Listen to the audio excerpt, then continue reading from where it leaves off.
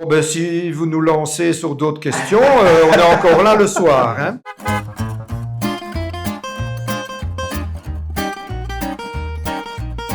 C'est une région qui est au sud de la France, pratiquement au milieu, donc entre l'Atlantique et la Méditerranée, qui part des Pyrénées et qui va pratiquement le nord du Périgord, c'est ça, le nord du Lot. Voilà. Donc c'est très vaste, plus de 2 fois plus grande que la Belgique. Donc ça veut dire qu'on a une grande variété de territoires. On a aussi bien la montagne que la Méditerranée. On a les petits villages très intimes, très historiques. Au niveau du patrimoine, ils sont très gâtés.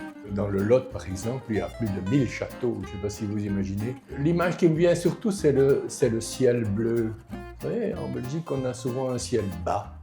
Là, on a l'impression de respirer. Chaque année, en Occitanie, il y a 8000 habitants en plus. Non seulement pour les touristes, il y a un intérêt important à découvrir dans cette région, mais aussi pour la population. Une des preuves aussi, c'est que Michel a 2 filles qui se sont installées en Occitanie et moi, une aussi à Toulouse. Il y a plusieurs façons de voyager.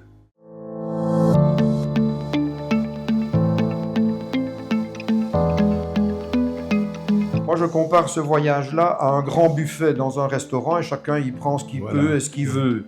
C'est un voyage qui permet de découvrir pas mal de choses inattendues. On va visiter le château des plantes. Là, on va justement nous faire une démonstration de ce qu'était la culture du pastel au XVe siècle.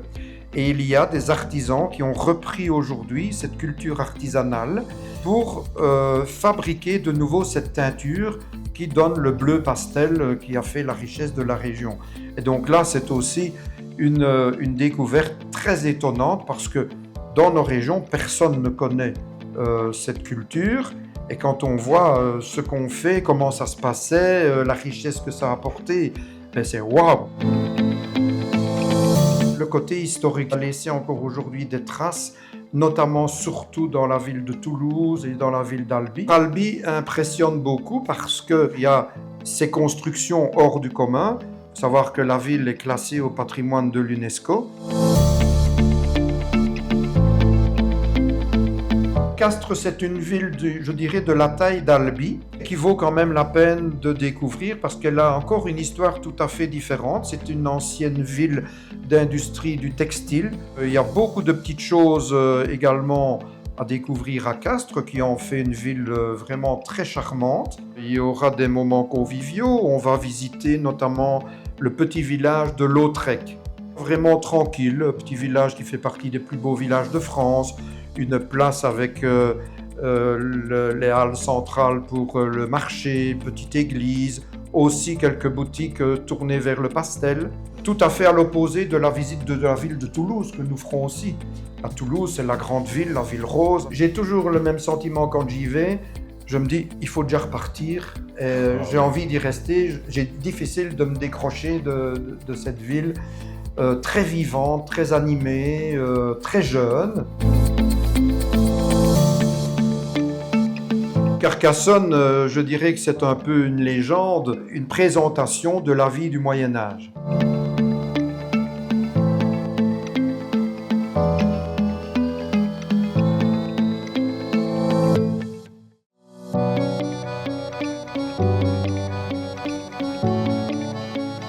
C'est un peu ma région de prédilection.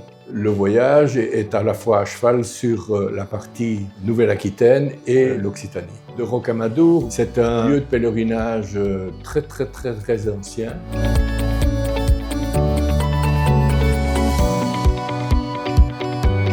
Il y avait dans le temps une récolte de truffes du côté de Martel.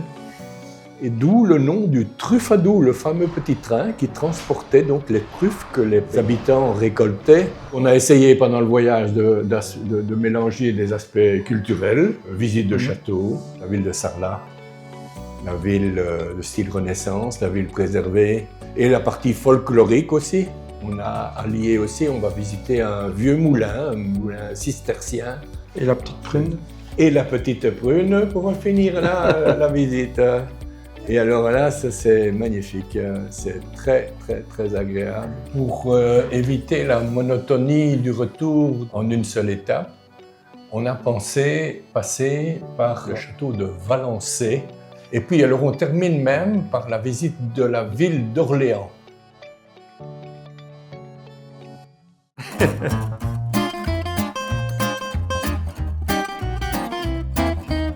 Il faut tout faire.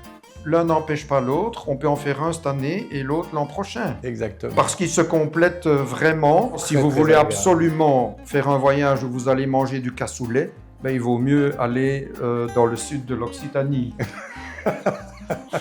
Nous avons eu une personne qui est venue, je ne sais combien de fois, pour refaire ce voyage, pour encore approfondir. Et ça, c'est très enrichissant pour un guide quand on nous dit ça. Alors on a réussi notre boulot, quoi. On a un peu, je dirais, les cuisiniers. On a plein d'ingrédients. L'atmosphère, la nourriture, les visites, etc. Je crois que notre rôle, c'est un petit peu d'agencer tout ça et de faire un plat qui va oui, voilà. les satisfaire.